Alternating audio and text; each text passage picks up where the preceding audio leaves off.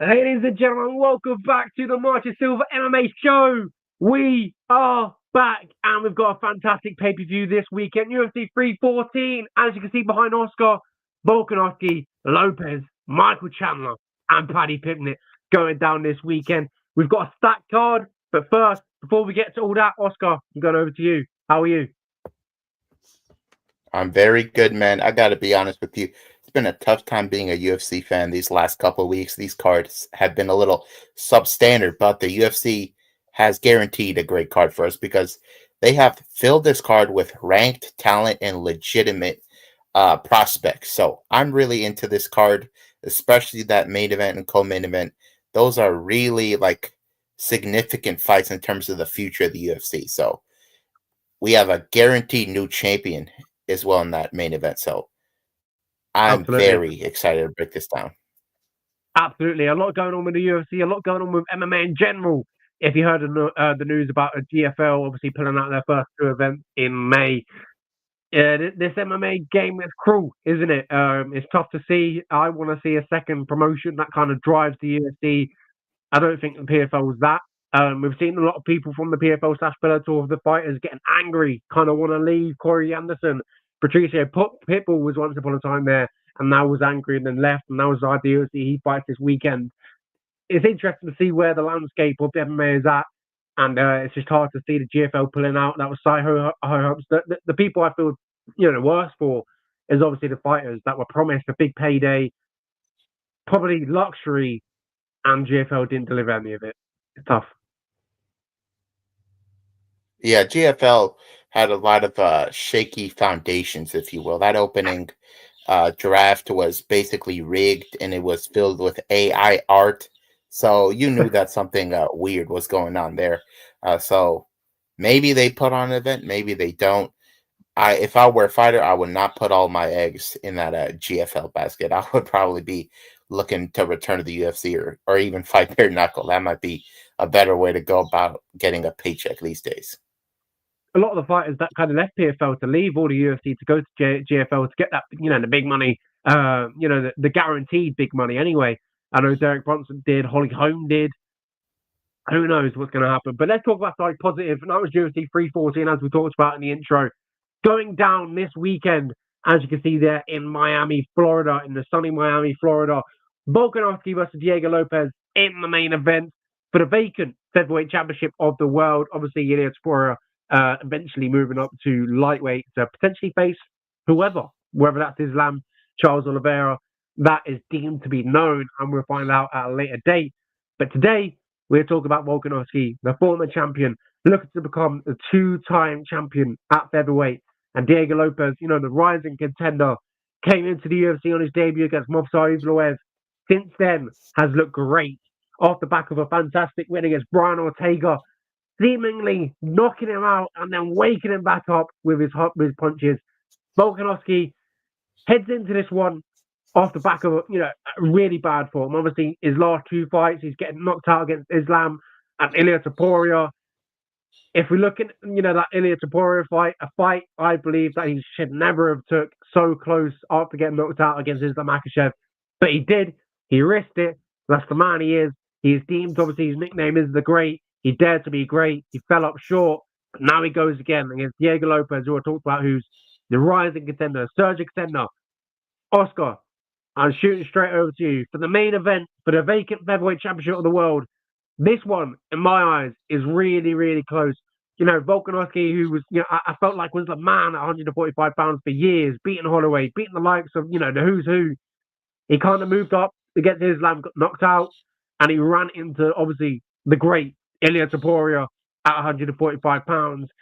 It seems like, can we trust Volkanovski still? Which I believe we can. I feel like he's getting older, but I still think the fundamentals and the experience that Volkanovski has gathered throughout the years is superior, obviously, that for Diego Lopes. And I think he will win this weekend, but it should be a close one.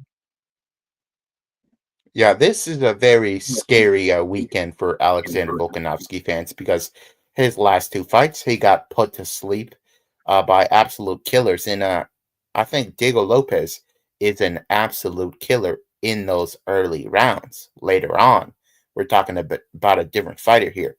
He fought Dan Ige, who took the fight the same day, and Dan Ige was able to win that round 3 because Diego Lopes was slowing down a little bit. Diego Lopes has had 5-round fights on the regional scene, and he's lost them. So I don't really think Diego Lopes is the kind of fighter that's tailor-made for a 5-round fight. Volkanovski, on the other hand, this guy was able to move up a weight class and go toe-to-toe with the lightweight champion Islam Makhachev, and many people thought he did enough to win that fight. So Diego Lopes, in my opinion, has to get this done early if he's going to do it.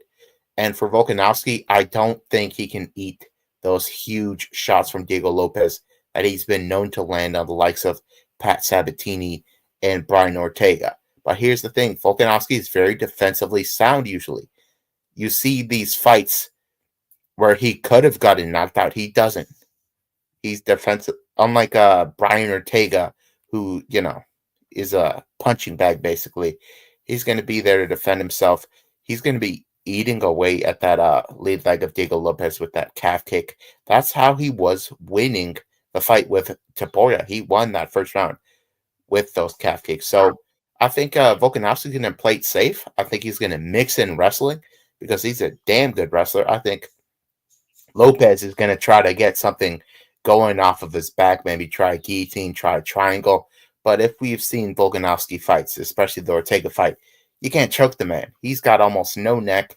And even if he's almost passed out, he's not going to tap. He's going to fight with every ounce of will in his body. And I think he's going to get out of any submission attempts while he's on top, wear down Diego Lopes, and just take over later in the fight. So Alexander Volkanovski is the pick. I think he's going to break that curse of challengers under 35, below lightweight, and I think he's going to win this thing. I just think he's one of the greatest we've ever seen in the octagon, and he's the type of anomaly that can get it done. Yeah, especially at 145 pounds, as you mentioned, one of the best that we've seen inside the UFC in the octagon. His dedication, his hard work is what really puts him at the top and makes him stand out. And as you mentioned, against Diego Lopes, as a wrestler, I do favour Volkanovski. I think if you look at this as a wrestling match, I think Volkanovski wins 10 times out of 10. Grappling, you never know who's going to happen. Submission defense, obviously, we saw that Diego Lopes had a bit of a submission defense off his back against Galen Tucker. I think it was the triangle armbar sort of maneuver that he pulled off there. This one for me is, as you talked about, Volkanovski, great at mixing up. One of the best in the world of just mixing up the whole mixed martial arts. Striking, then straight to wrestling, back to striking, Muay Thai, in the clinch. He's one of the best in the world at doing it all. And that's why I feel like he's going to win this weekend. If you talk about what Diego Lopes needs to do, he needs to clip him early, kind of put him under pressure, make him feel vulnerable about his chin. If he can put any sort of doubt in Volkanovski, maybe he can't take any shots, he's going to swing the favor in his way. He's got to put the pressure on Volkanovski, back him up against the fence, and not let Volkanovski come towards him. Volkanovski, a great pressure fighter, but I feel like he's also a great counter fighter as well. This one for me is going 5 rounds. What I saw in Lopez's last fight against Brian Ortega, for me, he looked good in the first 2 rounds, and then I think the 3rd round, that's where I got really concerned. He started to fall off a little bit. The cardio was, not dropping off. Wasn't very, as active as he was in the first 2 rounds. And I feel like if you're coming in a 5-round fight against Volkanovski, who is, loved these 5-round fights and, fighted for them against some of the best in the world, I think it could be a very, very long day. I think if Volkanovski can sort of stay out of trouble in them first 2 rounds, I think in the 3rd, the 4th, and the 5th, he'll cruise and coast, hopefully, to a victory. 100%. And in the chat, we have Joey Tremendous saying that Volk has a handful of 5-round bouts under his belt. Diego has none. Diego actually did have a 5-round fight or 2, which he lost by split decision on the regional scene. I actually remember seeing that episode of not Road to the UFC. Dana White looking for a fight. Diego was in the main event, and I was rooting for Diego because he had lost on Contender Series. And I really thought he was that damn good, but he lost that fight. So I kind of gave up on Diego. I was like, maybe he's going to be one of those guys that just doesn't get to the UFC. But he proved me wrong, and he keeps on proving me wrong. So it's entirely possible that he wins this title with a stunning knockout. But I personally don't see it. I've just been a little bit of a doubter of Diego Lopes because he's so reliant on that finish. When you have like a really skilled guy that can defend himself all the way through, he might be in trouble. Absolutely. Let's talk about the co-main event of the evening, which is another fantastic fight at lightweight. We've got Michael Chandler versus Paddy Pimblett. This one, for me, Michael Chandler, obviously, the most entertaining man in the world, whatever he says in his post-fight interviews. The most electrifying man in the world, Conor McGregor and all sorts. But obviously, we know what he's all about. He comes to scrap. He looks to entertain the fans. But we've got to be realistic. He's 2-4 inside the UFC. Only 2 wins come obviously against Dan Hooker and Tony Ferguson. Other than that, he's been on the other side of a decision. Has he been in these fights? Have they competitive? I would say yes. I think he's been in there and, made these competitive fights. Against Paddy Pimblett, I remember we spoke about Paddy versus, I think it was his last fight against King Green. And I thought King Green was going to beat Paddy Pimblett. And I'm still in the same situation. I feel like Paddy was, it was a great performance against King Green, submitted him in the first round. No one had done that to Bobby. Paddy did it. I look over and I see Michael Chandler, and, a lot of experience. He's very, very old, 38 years old. He is the underdog. And I do feel like I like that bet. Possibly why is because I think Paddy Pimblett does get hit a lot. And I feel like if Michael Chandler can clip him, I think it could be game over. He's very explosive. His wrestling is fantastic. And I just look at it. I know MMA math doesn't work. It never works. But if Charles Oliveira, one of the most decorated BJJ practitioners that we've seen in MMA, can get on Michael Chandler's back and sort of Chandler can survive and not get submitted, I have full confidence that he doesn't get submitted by Paddy Pimblett. I just feel like Charles is a better grappler, and if Michael Chandler can survive that, the burst, I think he should be fighting against Paddy Pimblett. I think Michael Chandler wins this weekend, and I don't know how he does it though. That's the question. I don't know whether it's a decision. I don't know whether it's explosive, knocks out Paddy Pimblett, who has been dropped before in his UFC career against Luigi Vangelimi. Got dropped, popped back up and did get the win. But I feel like if you're Michael Chandler, if he hurts someone, he's going to pour it all out on the line. He's going to look to put your lights out. Yeah, I have to agree with you without a doubt. Michael Chandler has the power advantage in this fight. He has the wrestling advantage. And I would also say he has the cardio advantage. That is a bad mix for Paddy Pimblett because Paddy Pimblett is primarily a grappler. And he's a grappler that likes to go looking for those submissions. I think he might tire himself out if he tries and keeps on filming. But here's the thing. I don't even see Paddy having much of an opportunity to get Chandler's neck. I think Chandler, if you've seen his fights, he's super explosive early on. The Justin Gaethje fight, he wins the first round of that fight by hurting him early. The Poirier fight, he probably won that first round because he hurt him early. So he hurts these guys early. And Paddy Pimblett, I just don't see having the same chin as those guys. He also has a really nasty weight cut, Paddy Pimblett. Like, obviously, everybody has made the jokes about how he goes up and down in weight, but that has to take a toll on him. So I believe that Paddy Pimblett, he needs to get hit to wake up, and I think he's going to get put right to sleep, honestly, by Chandler. I think he clips him early with those explosive hooks and lands the grounded pound necessary to get the ref to wave it off. I just see this being your classic quick Michael Chandler knockout, just like his debut against Dan Hooker. So Chandler's the pick. Obviously, he's old. Obviously, he has not been super active recently. But Paddy Pimblett was always going to be, in my opinion, the kind of guy that would be a great tool for the UFC just to attract fans, but not necessarily a title contender. Absolutely. Michael Chandler, a former Bellator champion, looking to get it done this weekend. And shortly, soon, we'll talk about another former Bellator champion, double champion, actually. Next, though, we do have Bryce Mitchell versus John Silver. This one, for me, is obviously quite similar. rising contender and Gene Silver, who is, lighting up the fans, getting these knockouts, getting these finishes. Obviously, the back off him, Melsic Basadarian. I don't know how to say his name, but to be honest. But he's looking good. He's came off contender series. He's had 4 fights inside the UFC, and he's put on some spectacular performances and got finishes in every single fight. I feel like this is a big step up. He has fought Charles Jourdain and Drew Dober, but we're going another big step up to Bryce Mitchell, top 15, top 10. Has obviously fought some of the best in the world, has come up short, but has beat some of the best in the world. Danny Ige, a win over Danny Ige, a win over Edson Barboza, Andre Feely. His only losses come to Ilya Taporia and Josh Emmett. And if you look at them, power hitters, I feel like if you can pressure Bryce Mitchell up against the fence and you can make him sort of scared to engage because obviously the power was coming back. Like obviously Josh Emmett just knocked him out, one hit quitter. Ilya Taporia kind of overwhelmed him and eventually got the finish, with a submission. Can John Silver do that? That's the question I've got with you, Oscar Silva. Yeah, I'm gonna have to go with the Silva here. I think John Silva is super talented. He got 2 wins in 2 weeks. I think it was he missed weight at featherweight against Charles Jourdain, knocked him out with an uppercut. About 2 weeks later, he moves up a weight class against Drew Dober, who obviously he had a tough last fight against in Mexico City, but he's always been a talented guy, very capable striker. That was a very fun fight.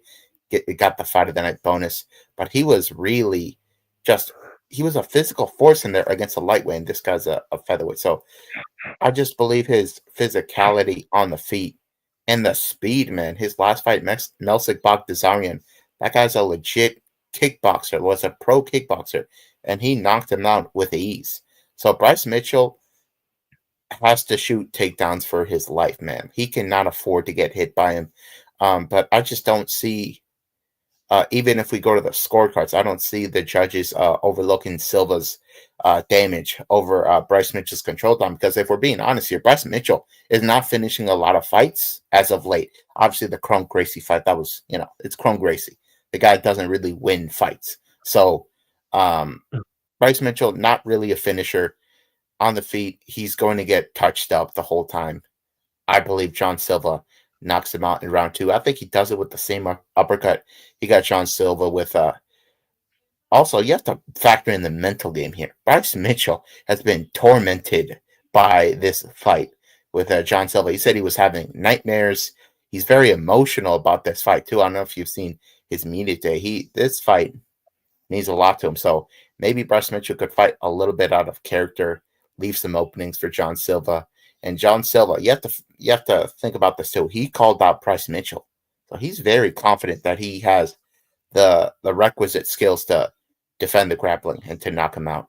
So for John Silva, this is going to be the springboard into the rankings that he needs. And this is a guy I could see fighting for the title. Yeah, I completely agree. I think the pressure and the explosiveness and the power of John Silva is going to be a problem for Bryce Mitchell. If Bryce Mitchell shoots early and John Silva can stop them takedowns, I think it's a one-way victory for the Brazilian. I think he gets the job done. Bryce Mitchell in a tough spot, obviously, everything that he said in the past. He got ridiculed by the media and stuff like that this weekend. So he's in a tough spot, and he needs to get a victory, sort of put it back together. Next one, we talked about a former Bellator champion. That was Michael Chandler. Another one. We've got Patricio Pitbull. For me, this is just good to see him inside the UFC. If I got to be honest though, I would like to have seen him in the UFC maybe 5 years ago, 5, 6, 7 years ago. I think that's when, if you look at his record, the fights that he had inside Bellator, some great fights. As you can see here, obviously he lost to Enrique, but he was on a fantastic run, beating Pedro Carvalho. This was 5 years ago. If this was 5 years ago when he was beating Juan Archuleta, knocking out Michael Chandler, I probably would have picked him against Yair Rodriguez, but unfortunately I can't. I think Yair Rodriguez is, obviously he's taller, he's ranger. The thing is with Patricio Pitbull, he's so short for 145 pounds, and the style that he has, he's more of a counter striker. He wants you to strike, and then he's going to slip and land his power. What he done against obviously Michael Chandler and knocked out the equilibrium, and nothing could work. But Patricio Pitbull is looking to land the counter and put the lights out. Do I see that happening to Rodriguez? Absolutely not. I think Rodriguez is a fantastic striker.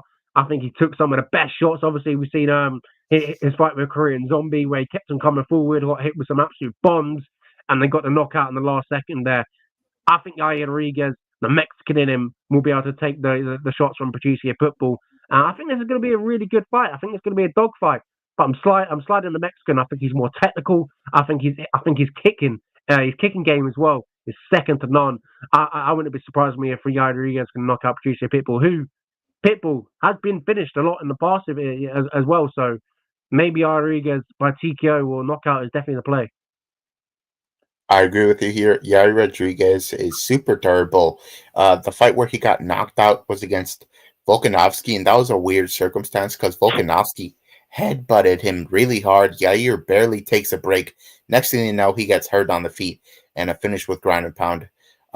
So I think Yair Rodriguez is still really tough. Even when he fought Josh Emmett, he had a clean right hand and stayed on his feet. So no doubt, I think anything that Pitbull hits him with, he can take.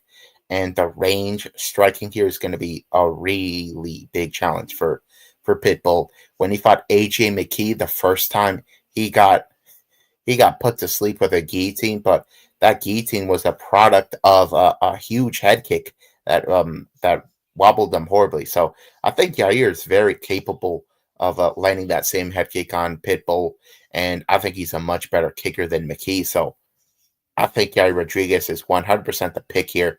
We're talking a 5-year age discrepancy here, which is pretty big at featherweight. And I just think the speed is a big factor here, too. Pitbull is actually a bantamweight. Even though he fought his whole career at featherweight, fought at lightweight, he had a bantamweight fight where he made weight against Pettis, and he looked pretty bad in that and kind of looked his age. So, as you said, Pitbull is not at the peak of his powers. Yair Rodriguez, he's still young. He could still make improvements. You never know. He's training at the same gym as the welterweight champion Bilal Muhammad. So I think he's really set himself up here to put on a show and get a second round knockout. Yeah, it's just good to see Pitbull inside the UFC. I've always wondered, like, how well would Pitbull be? You know, how would he fare inside the UFC? It's just a shame it's maybe 5 years, a little bit too late. I would like to have seen him maybe 5 years ago when he was beaten and, won a fantastic win before he lost against AJ McKee. But unfortunately, it is now. But who knows? We've had one special Bellator debut with Michael Chandler when he knocked out Dan Hooker. Who's to say that Pitbull can't do it this weekend against Yair Rodriguez? But I just can't see it, to be honest. Next one, we have Nikita Krylov versus Dominic Reyes at 205 pounds in the light heavyweight division. It's always good to see Dominic Reyes back in, getting more active. Obviously, he's had some injuries in the past and then came back. Obviously against Dustin Jacoby, won that one and then beat Anthony Smith. This guy, I think everyone wants to see him doing well. Obviously, he had a bad run of 4 losses back to back. Obviously, that John Jones fight possibly could have went his way, should have went his way. But here we are. If it did, we might have been in a different situation. But we're not. He beat Dustin Jacoby and beat Anthony Smith, 2 knockout wins in a row. He comes against Nikita Krylov, who has had a lot of fights in his career. 30-9, coming off a win off against Ryan Spann. Oscar, who have you got on this one? Dominic Reyes, who had a lot of potential, but, John Jones showed a lot of his boxing, showed how he could mix up with some of the best in the world. Or we've got, the experience, who's only 32 years of age in Nikita Krylov. Yeah, Nikita Krylov is such a wild card because, he had a very up and down UFC run, and in many of those losses, he gets finished. But he's one of these guys, kind of like a Jan Blachowicz, that has just gotten a string of wins going where he's now in the mix. The Volkanovski win was pretty big at the time. He then fights Ryan Spann. Back when Ryan Spann was riding the momentum of knocking out Dominic Reyes, we thought Ryan Spann was going to be somebody, and he chokes him out with ease. So Nikita Krylov is a potent finisher, but Dominic Reyes, on the other hand, I think has a little bit of a speed advantage here, and I do think his confidence is increasing as of late. He was able to knock out Jacoby, and then he fights Jacoby's teammate, Anthony Smith, but Anthony Smith did not show up for that fight at all. In fact, he's now set up for retirement. He was just going through a lot in that fight, basically wanted to get finished. So I won't put too much stock into that, but for Nikita Krylov, if he wants to win this fight, he either has to knock out Reyes on the feet, which is very possible, or he can try to take him down and submit him. But for Dominic Reyes, that takedown defense is not one of his weaknesses. When he fought John Jones, Jones failed at 7 takedown attempts. So I think Reyes can keep this on the feet, and I think he has a little more technical striking here than the wild man Nikita Krylov. So I think Dominic Reyes wins this by decision. There's not many fights I think Reyes can win in the top 15, but I just think a wild man like Nikita Krylov waits for other guys to get sloppy first, and I think Reyes knows that he can't afford a loss. So I think he's going to fight pretty clean out there and get this win by decision. Yeah, Reyes on the feet, very technical, very sharp, very smart with his, with his striking. So I completely agree on that pick. I like Dominic Reyes. I want to see him win three wins back to back to back, as you mentioned there. Potentially in that top 10. It'll be good to see Dominic Reyes, back in that sort of position. Obviously, and the 4 losses back to back was a tough spot for him, but he's turned it around. Now he's on a 2-fight winning streak against, and now he looks to take on Nikita Krylov. And I've also got him winning this weekend as well. Next one, we got Dan Ige versus Sean Woodson. Dan Ige, the man, steps in at short notice to fight anyone, anywhere, any place. Obviously, that was against Diego Lopes a few fights ago, and obviously Lopes now fighting in the main event against Alexander Volkanovski. Did he lose that night? Yes, but I think his stock still went up because he was fighting the man, and you know what? On 24 hours' notice, it was a bit of a hit or miss for him. It doesn't really matter. That fight didn't really matter. He went in there, got a payday. Then he fought Lerone Murphy. Lerone Murphy, beat him, done what he had to do. A technical decision. People can say what they want. I feel like Lerone Murphy is we're not going to talk about it. He's very technical and he wins his fights. He's always going to shut his opponent down and, neutralize their game. I think Lerone Murphy is fantastic at what he does. Dan Ige, though, if you look at Sean Woodson, I know he's only got 1 loss on his record, and that was against Julian LaRosa. But I feel like I do. Correct me if I'm wrong, also. I do have concerns a little bit about the chin of Sean Woodson. I feel like he does leave his chin up there, and I think he is very hittable and accessible. And if you look at someone who Dan Ige, who I do believe possesses that knockout power, I think Dan Ige can land on him if I'm mistaken and potentially knock out Sean Woodson. I think that is my pick. Yeah, that's. Dan Ige has underrated power. He was able to do what Josh Emmett didn't do, and that was drop Lerone Murphy in that fight. Ige has, in my opinion, the better boxing in the pocket, but Sean Woodson is going to try to keep this at distance, use his rangy jab, which he loves to do. But I just think Dan Ige has exactly the skills that Woodson playing. I just don't think Woodson is too good when we're fighting up close. And also, you have to factor in, Ige is a pretty good wrestler. He took down Diego Lopes, stayed on top for multiple minutes in that fight. I think Sean Woodson is not really the most skilled grappler. I don't think he's the strongest in the clinch. I think Ige has all the tools to give Sean Woodson a lot of problems. Ige is known as the gatekeeper for a reason. He's going to close that gate on you if you're not good enough.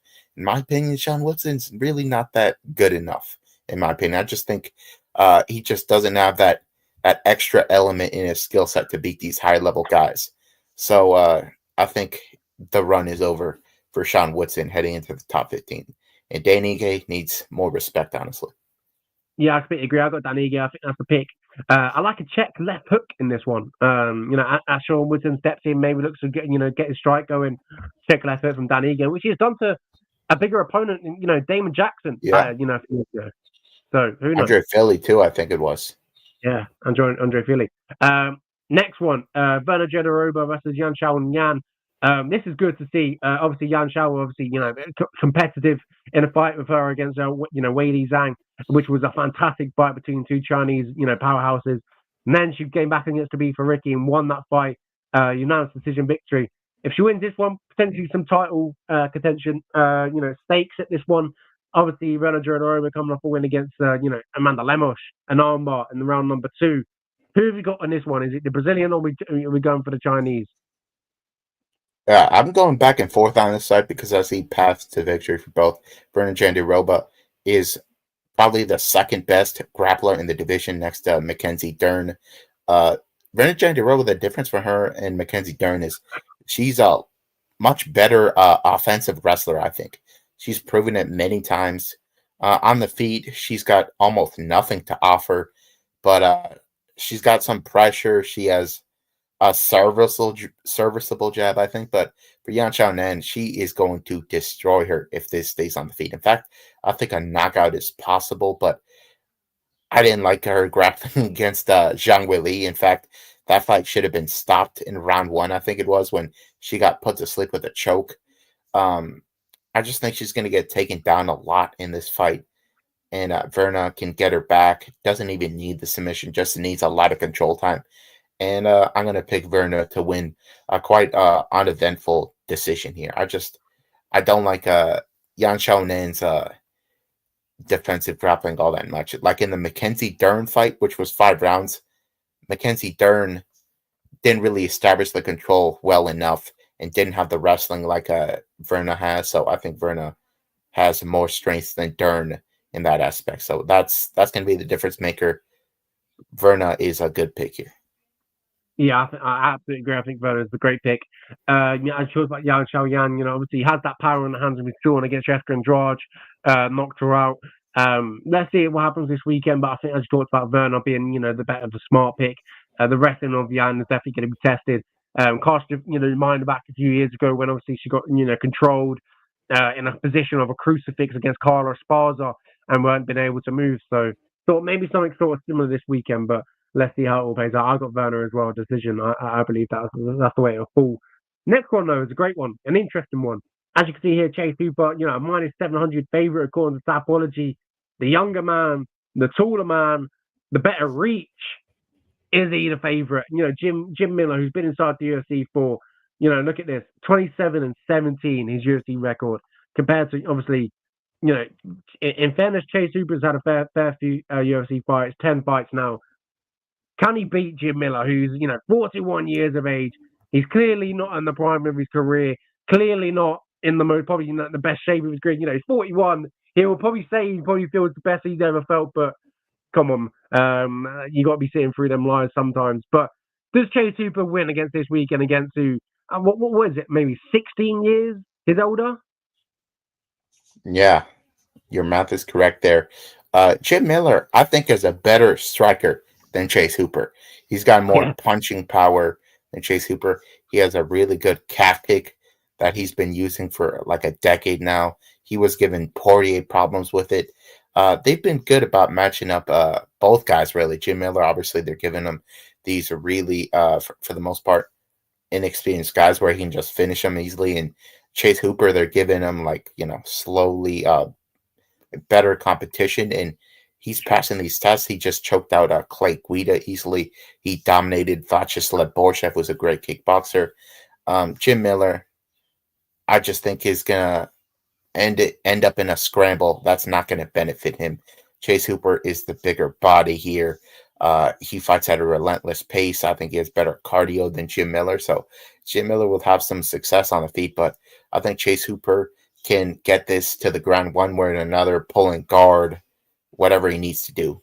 And he's going to end up beating Jim Miller in these scrambles. I don't think he finishes him, but I think he lands a lot of ground and pound and maybe just gets just backpacks him and gets a lot of control time there. So Chase Hooper is the pick. Obviously, the youth is a major factor here. Yeah, Chase Hooper, great on the back. As you talked about, the backpack sort of position could be a rare naked choke this weekend for Chase Hooper. Jim Miller, though, you would love to see him get it done. 41 years of age, big underdog. It would be a great story, but for me, obviously, unfortunately, I feel like it's not going to go his way this weekend. This one, we've got Darren Elkins versus Julia Arosa.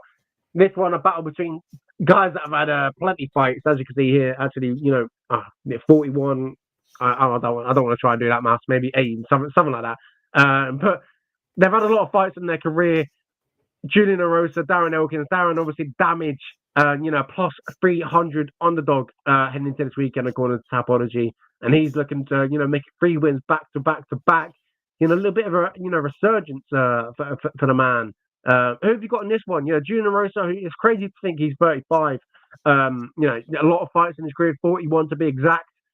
Who have you got this weekend? He's coming off 2 wins as well against Christian Rodriguez, who Christian Rodriguez beat. If I'm correct, obviously. Rosas Jr., Cameron Simon, Isaac Dalgarian. So That win for Julian Erosa is not too shabby. Yeah, that really caught me off guard there. I was very confident in C Rod, but Julian Rosa, the big problem with him is he's not durable at all. Like if you hit him square on the jaw, he's gonna topple over. Even Alex Caceres, who doesn't knock anybody out, was able to knock him out. So that's a concern here. But the thing is, we're fighting Darren Elkins. Darren Elkins is not knocking anybody out unless you're Mirsad Bektic and you're completely gassed out. He's not going to do it to you. It's more likely that he'll choke you out. But I think Julian Rosa is a better BJJ player. But I think the overall better grappler is Darren Elkins. Better wrestling for sure. But Julian Rosa can defend those takedowns. He's a very long guy, so he's got like a good base to just spread those legs and just defend until Darren Elkins just is stuck on the feet, eating shots over and over again. One of the big things with Darren Elkins is back in the day you could not finish him. Even Volkanovski couldn't finish him. But recently, like the Cub Swanson fight, he got knocked out in the first round. He's not the durable guy he used to be. And I think he's going to get knocked out here by a very reckless Julian Rosa. Julian Rosa, once he gets like comfortable in a brawl, he will not stop brawling out there until he finishes you. So I think he catches Darren Elkins on a takedown attempt with a flying knee, like he got Nate the Trainer Landwehr. So I believe Julian Rosa can just style on Darren Elkins on the feet. Yeah, I like that pick. I've also got Julian Erosa, but I'm not too sure how, TKO or a knockout victory is. I feel like the most likely anyway. Next one at 185 pounds, we've got Cedric Dumas versus Michal Lacheychek. For me, Michal Lacheychek is the moderate favourite, and I feel like I'm confident in the poll to get the victory this weekend. I think his boxing's very sharp. I think the move down to 185 pounds is a smart move for himself. Obviously, he's had a few fights here in that 185 pounds, but sort of growing into that, that frame. Obviously, he's on 3 losses back to back against Michelle Bear, Kevin Holland, and Sharon Megamed. But if you look at the competition that they are, top level fighters, and now he's taking Cedric Dumas, who, not obviously no disrespect to him, I feel like is a bit of a fall down. And if you look at who Michelle was going to win against, the likes of Tidjane Kwani, Cody Brundage, Sam Alvey, for example, I feel like he's either finished or he gets to finish. His last time he's went for decision was in 2022. Other than that, it's been finishes left, right, and centre. Whether he gets the victory or his opponent gets the finish, and I think that's the same this weekend. I think he gets the nod, and I think he knocks out Cedric Dumas. I think they're going to get caught in a little bit of a wildfire, hopefully, and the Michal Lacheychek with a boxing inside lands in there, maybe an uppercut inside the clinch. Yeah, I've never been high on Cedric Dumas. On the other hand, Michal Lacheychek, I've always liked his style. It's pretty pressure heavy. He likes to mix it to the body, and he has knockout power for certain. Like the Kevin Holland fight, even that one where he lost, he dropped Kevin Holland, went into the guard, and then got his arm broken. But that just shows you that no matter what, if he hits you, you're going down. Cedric Dumas got knocked out by Nursultan Ruziboyev. Was it like a year or two ago? I don't think he's super durable. He's like shown a couple of improvements, but ultimately he's not fighting the best of competition out there when he's getting these wins. So I think we're looking at a first round knockout for Michal. You also have to factor in he went to the Fighting Nerds after he lost to Caio Ohio.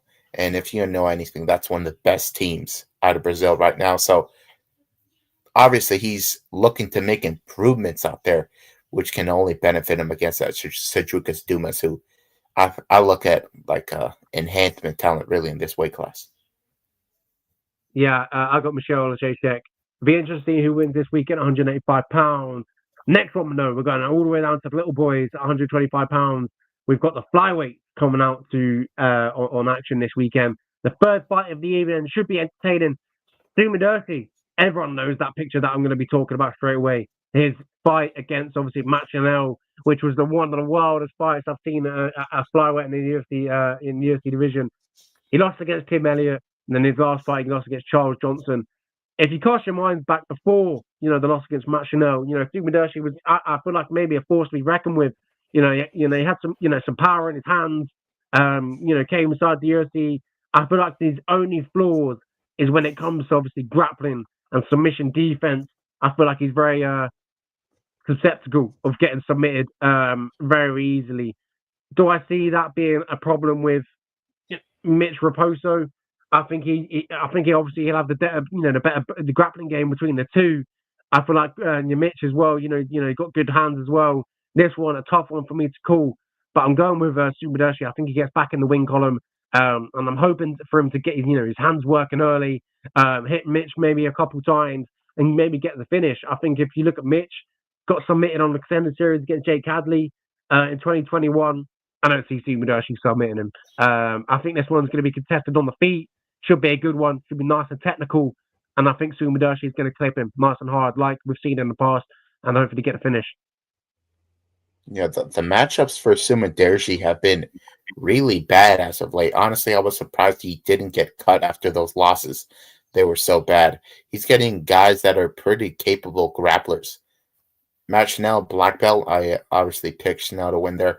Tim Elliott, black belt. He's, another grappler. So they gave him two grapplers, and then they gave him Charles Johnson, who's a pretty decent wrestler, but also like a very serviceable, high volume striker. So those were bad fights for him. I don't know why they gave him those fights. Mitch Raposo, on the other hand, still a young, developing fighter.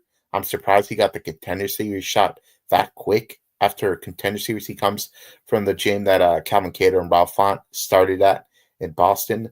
But I just haven't seen enough development from him to show me that like he's going to go out there and dominate Sumidashi on the ground. So what do we have here? We have an undersized guy versus like this big flyweight in Sumidashi, who is a very capable striker. Even in these fights where he's losing, he's doing all right on the feet. So I think Sumidashi finally has a good matchup, and I think he's going to win by unanimous decision. Yeah, I agree. Should be a good one at 125 pounds for the flyweight. Another one that I feel like should be good well is the 185 pounds between these two, Trace Gore and Marco Tiullo. For me, I think that's sort of plain and simple. If the Brazilian Marco can stay away from the power of Trace Gore, he wins. And I think he does. I think that's the most simplest way I can put it.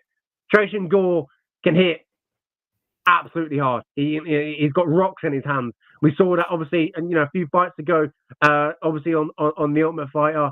But we've also seen a bit of his grappling work. But I want to say a little bit, but it's just been guillotines in his last two fights. Unfortunately, his last two opponents just sort of given up the neck up against the fence, and he's took that and obviously ran with it. For me, I think if Marco can stay away from the power of Trace Gore, I think he cruises to a victory and doesn't put his head in a guillotine. I think he'll win.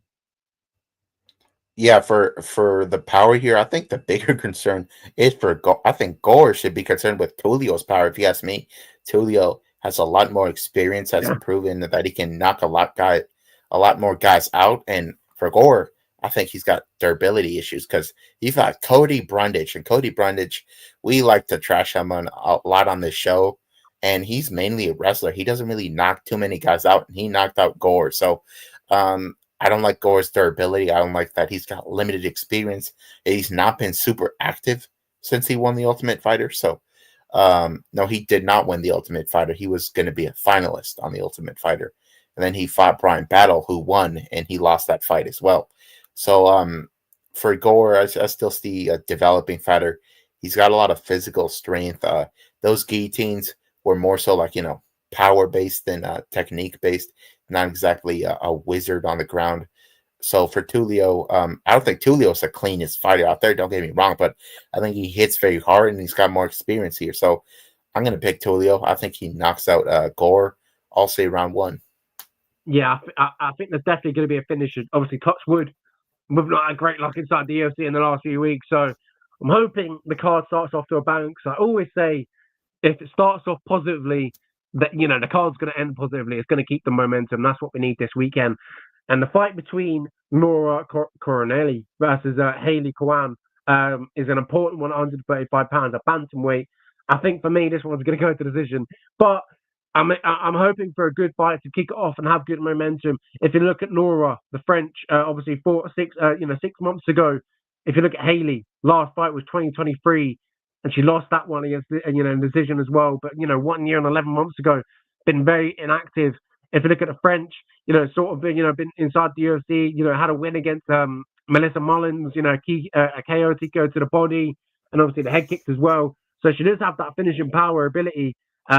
Should be an interesting one at bantamweight. I'm picking the French by slight odds, and I think for me, it's always a decision at this rate. Haley Kilwan, if she's going to go in there, she's got to go in there. But for me, I've not been impressed so far from the American. I think the French get it done. Yeah, for Haley Cowan, it's been a really weird path to the UFC. She got armbarred on the regional scene. She ends up on Contender Series. She has a very I'll say this was not an exciting fight at all, but Dana White gives her the contract because I don't know why. I guess maybe because I think she was a swimmer growing up, I think it was. So she has an athletic background. And obviously the UFC has a very short supply of women's bandwidth. So that's probably why they signed her. And then she fights Jamie Horth. Jamie Horth is not exactly a world beater. And she had a field day with Haley Cowan. Cowan missed weight too. She keeps on pulling out of fights. There's not a lot to like here. There's not like this skill that you're like, watch out for Haley Cowan's. Basically, her biggest asset is her control time up against the cage, which we don't see rewarded that much these days. Nora Cornell is a much, much better striker. At least that's a skill you should watch out for. So I think Cornell should win this all day. I think she wins every round decisively. Yeah, it should be a good start to the event. I'm hoping so anyway. This weekend, we are going down in Miami, Florida. Should be a good one to kick off. And we got obviously Volkanovski, Diego Lopes in the main event, Mark Chandler, Paddy Pimblett, Bryce Mitchell, John Silva, Yair Rodriguez as a producer, Pitbull, Nikita Krylov, Dominic Reyes. This card, we spoke about before we went on air. The UFC have went all out. I feel like the UFC have undelivered in the last few weeks.